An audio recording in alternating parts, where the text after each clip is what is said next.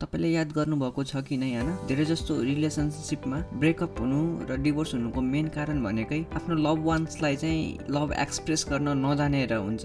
तपाईको रिलेसनशिपमा पनि सानो झगडा हुन्छ भने नि त्यो लभ एक्सप्रेस गर्न नजानेर पनि हुन सक्छ। त्यसैले यो भिडियो चाहिँ फुल हेर्नु होला र लभ एक्सप्रेस गर्न चाहिँ सिक्नु र आफ्नो लभ लाइफ पनि फुलफिल बनाउनुस्। तपाईलाई थाहा जति नै रिलेसनशिप बेस्ट भने पनि बेस्ट कपल भने पनि उनीहरुको लाइफमा पनि लभ चाहिँ डिक्लाइन भइरहेको हुन्छ समय अनुसार। एउटा सर्वे अनुसार the period of being in love can last up to only 2 years. जम्मा 2 वर्ष मात्रै त्यो तपाईको पार्टनर चाहिँ खास जस्तो लाग्छ, त्यसपछि चाहिँ बिस्तारै बिस्तारै त्यो रिलेसनशिपबाट पनि हजुर फेड अप हुनुहुन्छ र आफ्नो पार्टनरप्रति हजुरले चाहिँ गाली गलोज गर्न थाल्नुहुन्छ।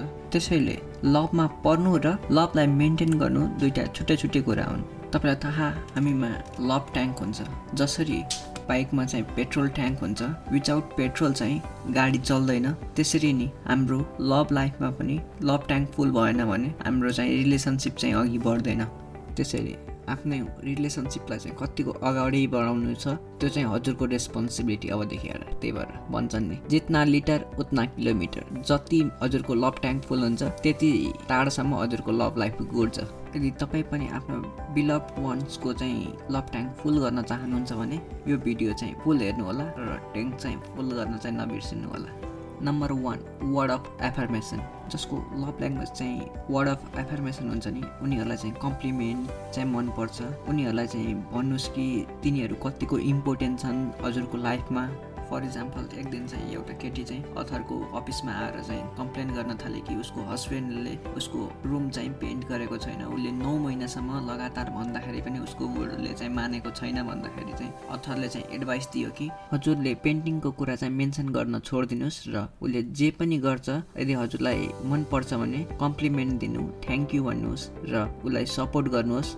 त्यसपछि ऊ नचाहँदा पनि आफ्नो लभ वान्सलाई चाहिँ त्यो कम्प्लिमेन्ट दिन थाल्छ र कम्प्लिमेन्ट दिएको केही हप्तापछि नै उसले चाहिँ आफ्नो घर पेन्ट गर्छ। त्यो वाइफले चाहिँ केही नभन्दा पनि र केही विक पछि अथरले सोद्धाखेरि चाहिँ हजुरको के भइरहेको छ भन्दाखेरि उसले चाहिँ मेरो बुढोले चाहिँ पेन्ट गरिदियो, मैले नभन्दा पनि हजुरले भनेको ट्रिक चाहिँ काम गर्यो भनेर चाहिँ अथरलाई चाहिँ थ्याङ्कफुल भइन्। त्यही भएर कहिलेकाहीँ चाहिँ भर्बल कम्प्लिमेन्ट चाहिँ इम्पोर्टेन्ट हुन्छ किचकिच गर्नुभन्दा चाहिँ। त्यसले मेरो एक्सपिरियन्स अनुसार चाहिँ केटाहरूलाई चाहिँ यो वर्ड अफ एफर्मेसन चाहिँ बढी चाहिएको हुन्छ केटीभन्दा, र केटीहरूलाई पनि चाहिएको हुन्छ तर केटाहरूलाई चाहिँ बढी लाग्छ मलाई। Second, quality time.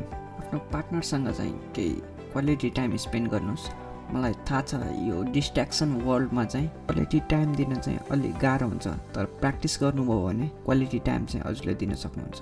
अथरले चाहिँ क्वालिटी टाइम भन्नाले चाहिँ अनडिभाइडेड एटेन्सनलाई भनेका छन्। अनडिभाइडेड एटेन्सन भनेको यदि तपाईँ आफ्नो पार्टनरसँग सँगै हुनुहुन्छ तर उसँग कुरा गर्नुहुन्न, तपाईँ चाहिँ मोबाइल चलाएर बस्नुभयो, ऊ चाहिँ सिरियल हेरेर बसियो भने त्यसलाई चाहिँ सँगै भएर पनि क्वालिटी टाइम चाहिँ गरिन्न। त्यसमा तपाईँको दिमागमा चाहिँ क्वेसन आयो होला क्वालिटी टाइम कसलाई भनिन्छ त? अथरको हिसाबमा चाहिँ क्वालिटी टाइम भनेको चाहिँ क्वालिटी कन्भर्जेसन र क्वालिटी एक्टिभिटिजलाई चाहिँ क्वालिटी टाइम स्पेन्ड गरेको भनिन्छ। यहाँ क्वालिटी एक्टिभिटिज भनेको चाहिँ दुईजनाले नि दुईटै पार्टनरले चाहिँ त्यो कुरा चाहिँ गर्न चाहेका कुराहरू, यो चाहिँ इभेन्ट भन्दा पनि लभ एक्सप्रेस गर्ने चाहिँ वे हो। जस्तै बोथ पार्टनरलाई चाहिँ गार्डनिङ गर्ने या पार्कमा घुम्न जाने र कि मिल बाहिर गएर मिल खाने, डिनरमा जाने, क्यान्डल लाइट डिनर, यसरी चाहिँ हजुरले चाहिँ आफ्नो पार्टनरलाई चाहिँ आफ्नो लभ चाहिँ एक्सप्रेस गर्नुहुन्छ र यो कुराले चाहिँ पछि चाहिँ हजुरको मेमोरिजहरू चाहिँ सेयर गर्दा पनि हजुर चाहिँ टुगेदर भएको चाहिँ पास्टमा टुगेदर भएको कारणले पनि हजुर फ्युचरमा चाहिँ अलिकति अघि जान सक्नुहुन्छ। यसरी नै हजुरले चाहिँ आफ्नो पार्टनरको लभ ट्याङ्क चाहिँ फुल गर्न सक्नुहुनेछ।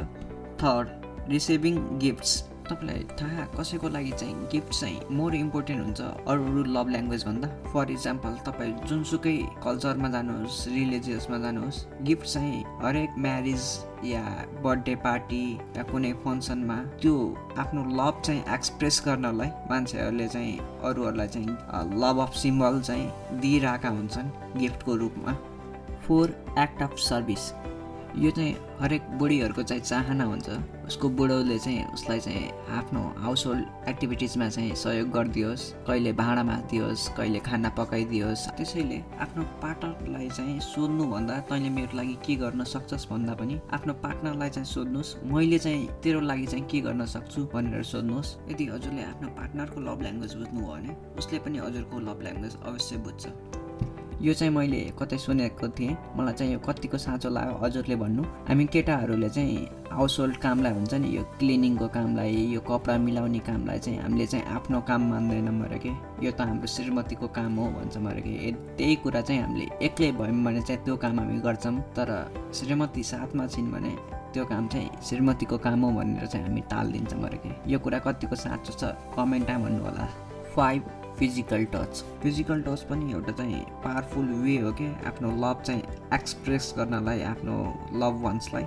मोस्टली केटाहरूले चाहिँ फिजिकल टच भन्नाले सेक्सतिर लान्छन् न। सेक्स इज वान वे, तर अरू पनि हुन्छ, जस्तै होल्डिङ ह्यान्ड, किसिङ, इम्बेरेसिङ गर्ने, यसो बेला बेला जिस्काउने।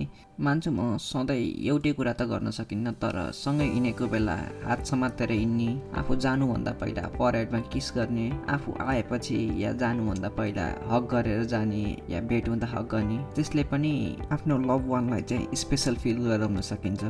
यो भयो 5 लभ ल्याङ्ग्वेजको बारेमा। र यदि हजुरको पार्टनरमा चाहिँ कुन छ भनेर थाहा पाउन छ भने उसलाई चाहिँ के मन पर्दैन त्यो जान्नुहोस्, र उसलाई चाहिँ के कुराले चाहिँ हर्ट गर्छ तपाईँले त्यो गर्दाखेरि त्यो बुझेर चाहिँ फर्दर स्टेप लिनुहोस्। र यो भिडियो चाहिँ सँगै हेर्नु होला, जसले चाहिँ हजुरहरूलाई चाहिँ हेल्प गर्छ 5 लभ ल्याङ्ग्वेजको बारेमा बुझ्न, र हजुरलाई चाहिँ कुन मन पर्छ भनेर आपसमा चाहिँ डिस्कस गर्न पनि सजिलो हुन्छ। यो बुकको चाहिँ की मेसेज चाहिँ के हो भने है, हामीले चाहिँ हाम्रो रिलेसनसिपलाई चाहिँ कसरी रिबिल्ड गर्न सक्छौँ र हाम्रो पार्टनरको चाहिँ लभ ल्याङ्ग्वेज चाहिँ कसरी बुझ्न सक्छौँ, र हाम्रो पार्टनरको लभ ट्याङ्क चाहिँ कसरी फुल गरेर चाहिँ रिलेसनसिपलाई चाहिँ लङ लास्टिङ बनाउन सक्छौँ। माथिको आइडिया चाहिँ मैले द 5 लभ ल्याङ्ग्वेज बुकबाट लिएको, जुन चाहिँ बेस्ट सेलिङ बुक हो, रिलेसनसिप कसरी चाहिँ रिबिल्ड गर्ने भन्नेको बारेमा। यदि हजुर पनि बुकको नलेजहरू लिन चाहनुहुन्छ र आफूलाई इम्प्रुभ गर्न चाहनुहुन्छ भने बुक संसार च्यानललाई चाहिँ सब्सक्राइब गर्नुहोलास्, यो भिडियोलाई लाइक सेयर गर्नुहोलास् आफ्नो लभ वानसँग, र तल कमेन्ट चाहिँ गर्नुहोला तपाईँलाई चाहिँ कुन पोइन्ट चाहिँ मन पर्यो र तपाईँको लभ ल्याङ्ग्वेज चाहिँ कुन हो, र आफ्नो लभ वान्सलाई पनि मेन्सन गर्नुहोला तल।